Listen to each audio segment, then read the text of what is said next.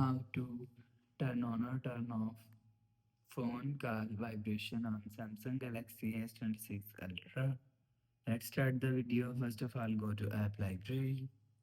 Here, click on Phone App and click on this three dot icon and click on Settings. Now in Call Settings, scroll down, and click on Call Alerts and Ringtone. Sorry. After click on Call Alerts and Ringtone, click on Ringtone and you will see if you want to turn on phone call vibration, so turn on this button.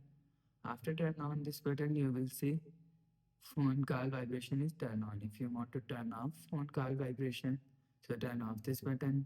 After turn off this button, you will see phone call vibration is turned off. You will turn on or turn off phone call vibration from here. After the process, go back to home screen. So that's how you can turn on or turn off phone call vibration on Samsung Galaxy S26 Ultra. If you like the video, please subscribe. Thanks for watching.